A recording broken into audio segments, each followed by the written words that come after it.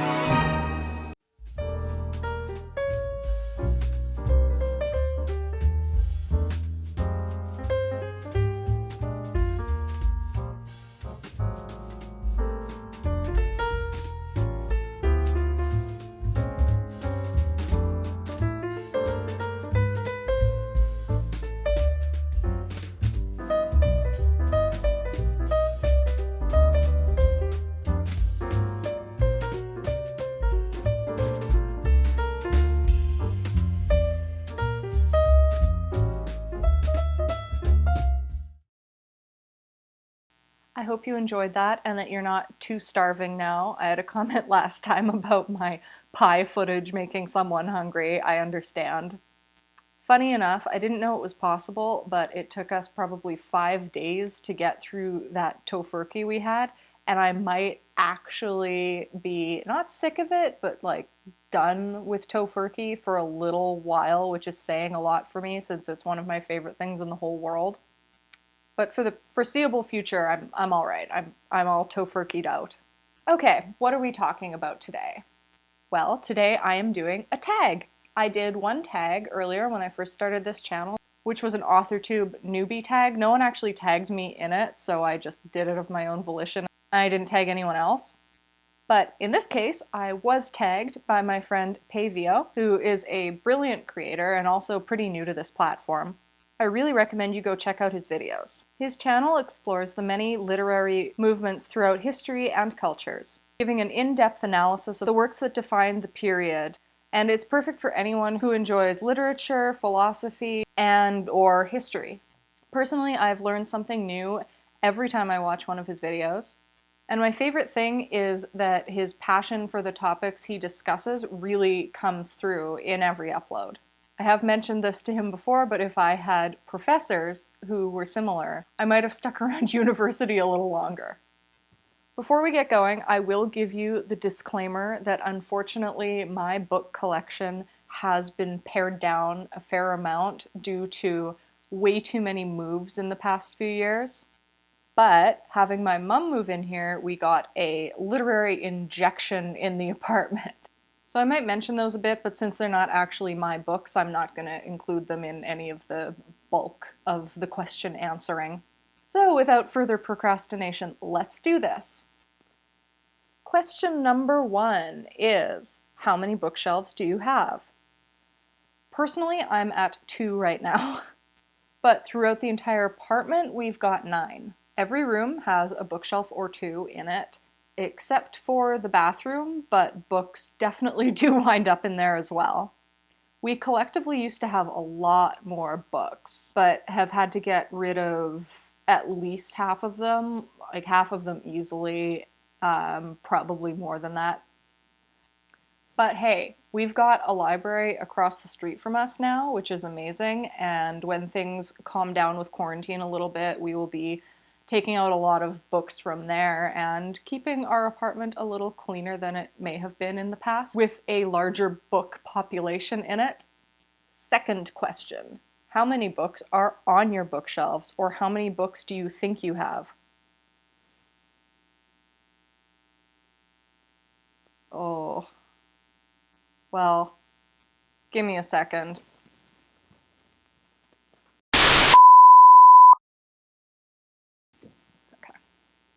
I'd estimate my book count at around 350, maybe a bit less, because I have some things in my bookshelves that aren't books, but that's a ballpark. I just took one shelf and multiplied it for each shelf. I got my mom to do the same with hers, and her ballpark is about 1,500. But we have to take into consideration that some of her shelves are doubled, so there are books behind books. Something I'll always remember that I like to tell people when I discuss the amount of books that we have had over the years is this story about when we were moving. I grew up in old, like 2.5-story houses, so we had a lot of space for books. And there was one time where we were getting ready to move and we were talking to movers and trying to figure out who we were going to go with, getting quotes and stuff like that. And this one guy came upstairs and my mom's leading him through the house and he just goes, "Why do you have so many books?" To which my mom responded, "Because we read." And I mean, I get it. Moving books is the worst. It's really tough, especially if you're worried about people not packing them properly, like packing too many in a box and stuff. So I do not blame him for not being overly excited about the prospect. Third question, how do you organize your books? It kind of changes a bit every time I move. Right now I have them divided mostly by genre, I guess, or sort of feel, which I suppose isn't the best way to organize something, but it works for me because usually when I go for something to read, it's going to be like, oh, I want a vampire book, so that's what I go by. And within that, they're not even alphabetized right now. If my collection gets bigger again in the future, I probably will organize it better, but right now it's kind of just thrown together. I've got one section for fantasy, well, a few of those, I guess. One that's more contemporary, comics, graphic novels, historical, vampires, like I said, there's a lot of that. Horror, sort of art, photography books. And I do have a half a shelf, is where it's at right now, for books put out by friends and family. Fourth, what is the oldest book on your bookshelf? Well, I did pull out a few of these before I sat down. The oldest book on my bookshelf, I think, is Poland by James A. Michener. There is a funny story associated with this as well. My dad got this book used and it's been around a bit. I think it looks like it anyway. He also got copies for both of my half-sisters. It's a book that tells the story of 3 different families throughout the history of Poland, and it spans, I think, 700 years. While the families are fictional, a lot of the events are real, and a lot of real historical figures show up throughout as well. And the funny story is that when my dad first read this, it had such an impact on him that he was actually angry at my mom, who has Swedish heritage. We're Polish, by the way, if that wasn't obvious. But he was actually angry with my mom, who has Swedish heritage, because of the Swedish people invading Poland in the 17th century. whenever he liked. It was something he could bring up as a point of resentment. Meanwhile, my mom continued filling the house with painted wooden Dala horses and serving pickled herring on Sundays and holidays. While she and I are vegan now and they are divorced, my dad still enjoys his pickled herring, which proves that cultures truly can come together in harmony. 5. What is the newest book on your bookshelf? This is a big one. Ugh. It's called 21 Years in Hell, and it's by Marilyn Manson, and his photographer Peru. I don't know if I'm pronouncing that correctly. It's P-E-R-O-U, so I hope I am. I just got this book for Christmas, and it spans 21 years of Manson's career with Peru alongside, and the photography is really amazing. If you have seen my art Instagram account, I kind of have a bit of a muse in Marilyn Manson. I love to draw him. I love the photography that has come from him over the years. So I'm really looking forward to just going through this and sketching a ton. 6. What is the longest book on your bookshelf? Oh, that's got to be something by George R.R. Martin. I don't know if it's Dance with Dragons or A Storm of Swords. I have them in different formats, so the 5th one looks a lot larger, but it might not be. I think most of them are around 1,100 pages. I finally got around to reading all of Game of Thrones, along with Lord of the Rings. I know, shame, shame, shame. Last year, and it was a lengthy but really, really enjoyable experience. I loved both of them exactly as much as I expected to. Actually, that's a bit of a lie. My dad and I tried to read Lord of the Rings years ago, and it's a little bit slow to get into it. I would not recommend having someone else read it to you because we would it just didn't work. You need to get into it yourself and just allow your mind to sink into the story. Question number 7, of course, is what is the shortest book on your bookshelf? And I did bring this one out. I was not counting comics. I have a lot of comics. I have a comic book box outside of the ones that I have on my shelf. If we're looking at classic prose, that would be one of the children's books that I've held on to. And this is one of my favorites too. I hope this doesn't shine too much and you can actually see it. It's called A Frog Prince, and it's by Alex Berenzi. It's a really sort of dark and quirky look at the story, and it has some of the most beautiful art in it. I really love the palette they use. Just look at this. It's so, so nice. And if you can't see it properly, I would recommend going online and just looking up the art. It's incredible. And it really inspires me to this day. It's so moody that I often find myself trying to express that mood in my writing. 8. What is the predominant genre on your bookshelf? Fantasy. Most all of my books have some element of it in there, whether it's full-on Game of Thrones or the more subtle elements with an author like Audrey Niffenegger. I have a lot of vampire books specifically. Sadly, Twilight did join that collection recently, but only because I want to make a project out of it. It's been painful to read. After those genres, I have a decent amount of historical fiction, and that mostly concerns King Henry VIII and his wives. Number 9 asks if I've done a bookshelf tour. I have not, but this kind of is one, right? 10. Go on a random number generator and talk about the book that corresponds with that number. So I did this and I got number 118, so that was fun through. That book happened to be Stiff by Mary Roach. If you haven't heard of it, highly recommend. Go out and buy it. I actually lent this to someone a while ago and lost track of it and repurchased it. I've only read it once, but it's on my to read a second time list when I'm able to because it's so good.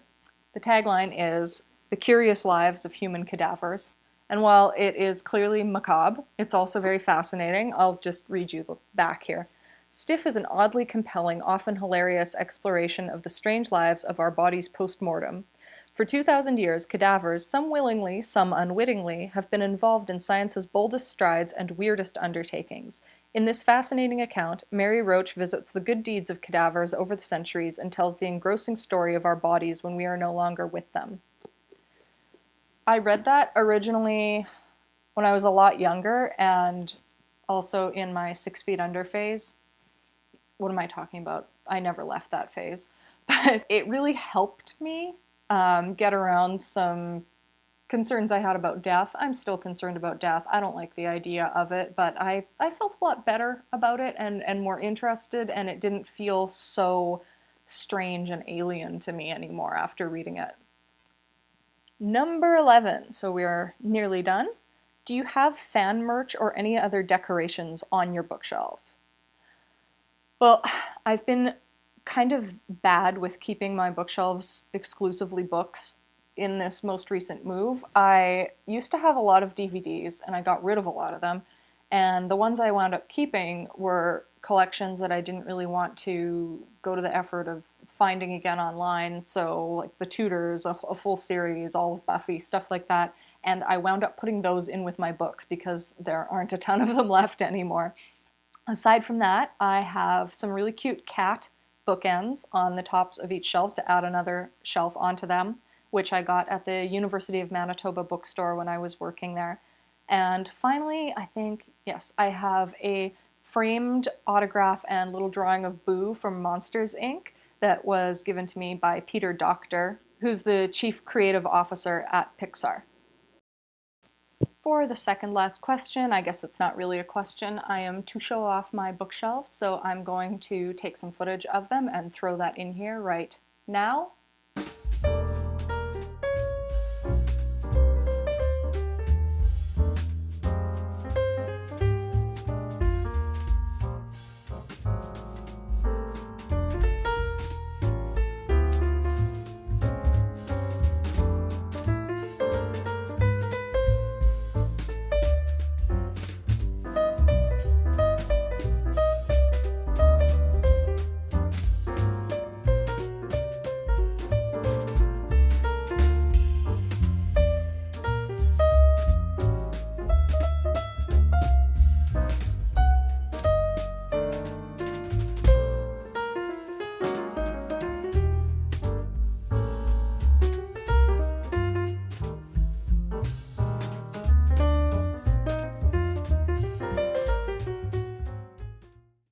Last but not least, I am now going to tag someone else. I'm actually going to tag 3 someones. First up is Scarlett Jory, who's the head of our NaNoWriMo chapter here in Montreal. I'm very interested to see what her shelves look like and hear her talk about them a little bit.